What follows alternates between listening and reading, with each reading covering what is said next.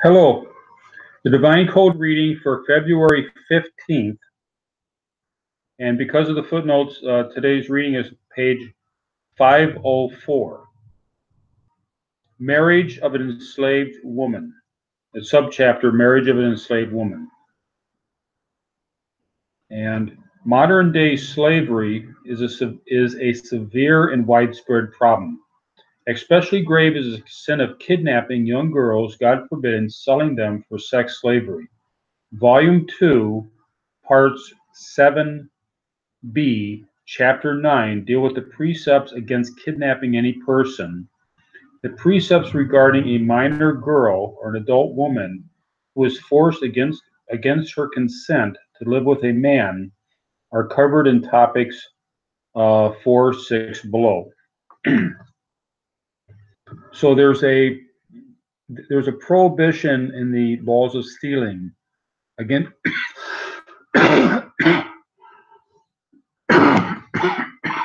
against kidnapping, and that's a very severe prohibition, and it's a problem that does exist today. Right now we're talking about a Torah acceptable slave situation, which is not the type of slave situation that we experience in the last couple hundred years. It's different. The Torah understanding of slavery is very different from the modern experience.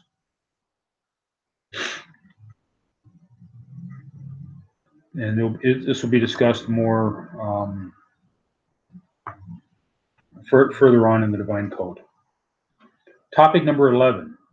If a Gentile master designates a slave woman for his male slave, and the slave cohabits with her. Ron on Sanhedrin 57, Radvaz, and Kriyat Sefer Hilkot Malachim 9:8.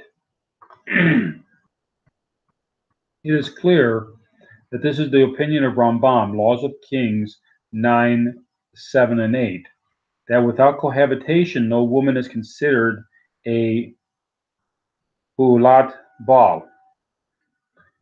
The details that she needs to be living together with him, and she needs to be known in the community as a slave's wife, are explained by Ron, who writes that if there is cohabitation only without living together with the public's knowledge, the slave woman's relationship are usually presumed to be promiscuous only. Thus, in order to establish for herself and for the community that she is designated for this man only, all these conditions need to be met.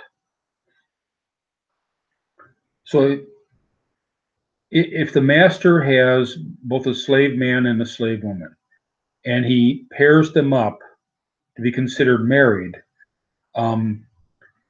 there would have to be a cohabitation that it has to be publicly aware that they are husband and wife, as well as it can't just be a private understanding between them, like in the case of free people, but there actually it'd have to be a public awareness that they are husband and wife in order for it to be considered valid.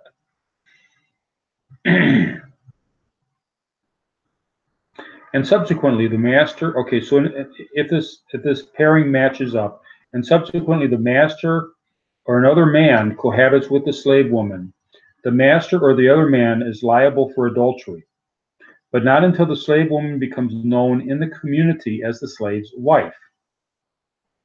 Rambam, The Laws of Kings 9:8.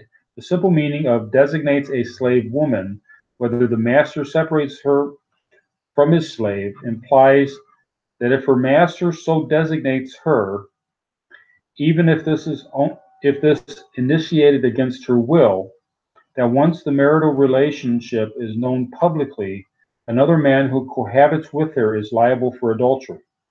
Since the slave and the slave woman are living publicly as man and wife, it is assumed legally that she has accepted this.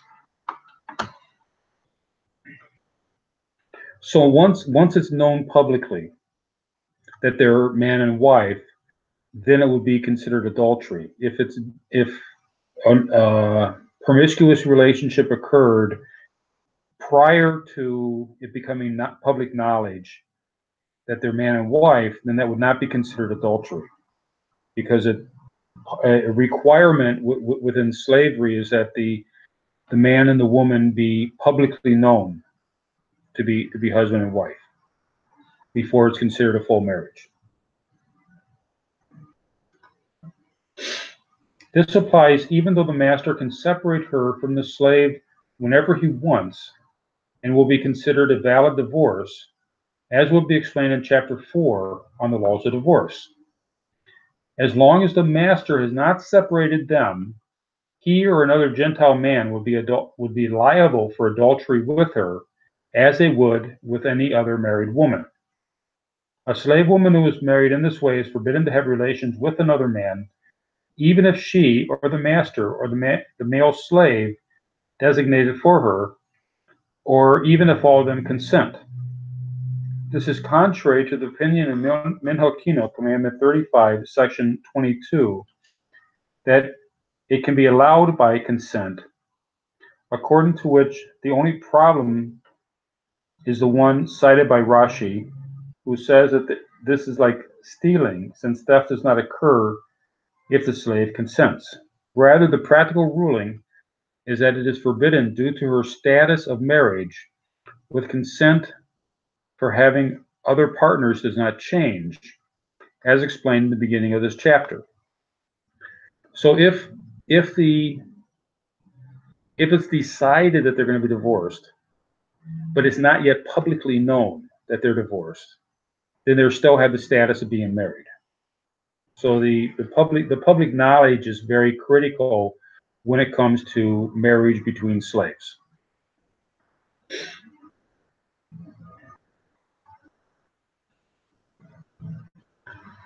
Thank you.